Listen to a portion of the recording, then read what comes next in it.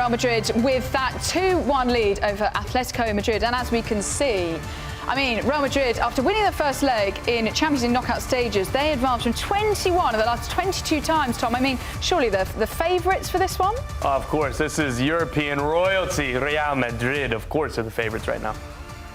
Yeah, you have to say. It's Real Madrid up going into second leg.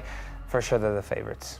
As for Atlético Madrid, it will be an uphill task, especially bearing in mind the defeat that they suffered at the weekend. If you're Diego Simeone, what are you going to be thinking ahead of this one? No, you got to give it everything. And this team characteristically gives it everything always, even if they don't win. There's going to be a different energy today. I feel like it's almost incomparable what we saw at the weekend versus what we're going to see in this matchup, because Real Madrid has never been to the Metropolitano in the Champions League. We talked about big stadiums and new energy. This team played at the Vicente Calderón, and that was tradition. That was old school. And they've made the Metropolitano into their new fortress, a place where Real Madrid doesn't often win. So it's going to present a different challenge on the field and mentally as well for Atlético Madrid to go toe-to-toe with Real Madrid for 90 minutes plus today. Again, while we're starting by saying Real Madrid is the favorite, they should be expected, right? This is going to be incredibly difficult. As you said, Nico, going to this stadium, this Atlético Madrid team, it is incomparable to the weekend. It's going to be so much different in the fans, the atmosphere, the players, everything else, right? It was easy to look ahead a little bit. It's a little bit difficult in this run of games against Getafe. Yeah. That wasn't the one that you're looking forward to. Out of the gauntlet that they have this whole month, right? Because they have Barcelona at the weekend, and then they got Barcelona again in the Copa del Rey. We talked about leading into March. The season can be lost in March for Atlético Madrid. And the one stumbling block you didn't have was Getafe. So there is a thing about mental preparation going into this game, not getting ahead of yourself like at the weekend.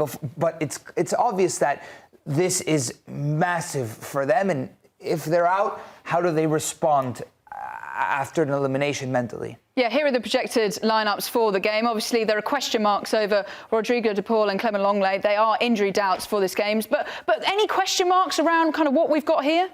Tom? So I would expect, like, Llorente is going to be, I think, so important, whether he is at right back or in the midfield, depending on if De Paul can play. De Paul trained, per the latest reports, and Lenglet was an individual. So if you had to guess, if you're reading through that, maybe De Paul is playing, maybe Lenglet isn't. I think that's so important and integral that De Paul is to this team. And I'm looking at the Real Madrid side as well. I think out of possession, we're going to see a 4-4-2, which means De Paul is going to play such a crucial role in trying to gum up that midfield four, if you kind of include Rodrigo in that group with Camavinga, Tchouaméni, and Bellingham. Yeah, definitely. I think you mentioned De Paul, and that would be a big miss if he's unavailable. We're seeing the best De Paul in his club career with Atlético Madrid this season, in his recovery, in the way that he gets close to the opposition's box. So if he's not there, with Koke still injured, it probably means that Llorente is going to pop into the midfield, as you see right there. And then the center-back pairing, if Lenglet is not there, it'll be Lenormand and Josema Jimenez,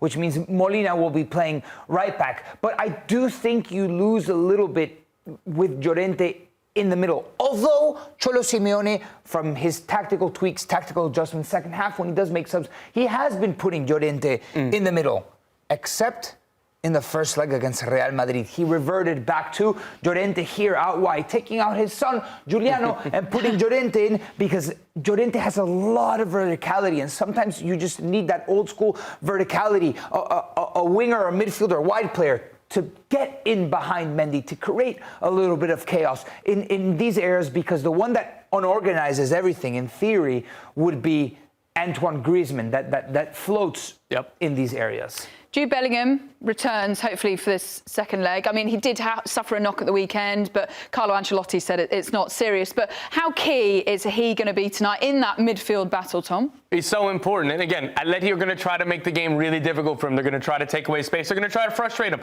They know that he could kind of be, it's able to kind of get into him and kick him and do that little bit. Everything that this Atlético Madrid has done over the last decade, everything we kind of love about them, master of the dark arts, Rodrigo de Paul especially, I think he's going to be in Bellingham's shirt all game long, 90 minutes. He's going to be talking, always leaving a little extra foot in at the end. And again, he's going to be so important for him. This is nothing new for Jude Bellingham.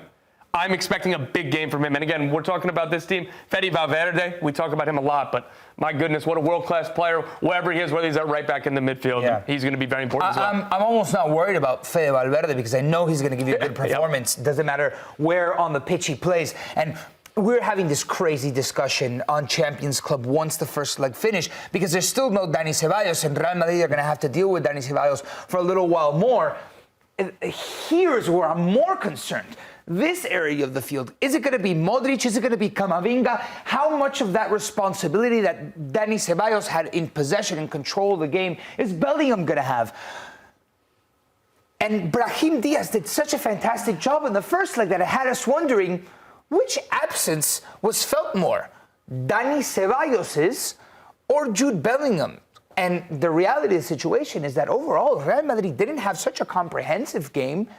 And Dani Ceballos, when he was healthy, he was allowing Real Madrid to flourish to it closest to its 100% of how well that they can possibly play. So we'll see when the game suddenly breaks out of control, who's going to be that person to hold the ball and give Real Madrid that characteristic serenity. That's why I was surprised to see Luka Modric not only start on the weekend, but go 90 minutes. So I think reading into that, you can assume he's not going to play here. He's 39 years old. I thought they'd rest him on the weekend and play here. So he could have been in that Camavinga spot. Or, again, you could tweak it a little bit where Bellingham has a little bit more box-to-box defensive duties, and you could put in Brahim in that Camavinga spot. I don't know if they're going to, but we'll see. The Spanish press doesn't have that.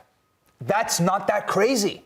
That's not that crazy. Jude has a lot of control on the ball. And Brahim, every time he plays, he brings that X factor to the table. Talking about bringing on in games, Alexander Sørloth, do you expect him to come on and make a big difference in a game like this? Absolutely. Again, I feel like I'm just being redundant in all the things I'm saying when we talk about this Atlético Madrid team over these weeks. They have done so well at rotating it, and no matter who starts, and of course it's Julian Alvarez and Antoine Griezmann are the preferred pairing, but whoever comes off the bench is going to make a big impact. And in modern football, with 5 subs and managers getting smarter about rotating their squad, and even though he's not going to start, or probably not going to start, he still can play a very important role.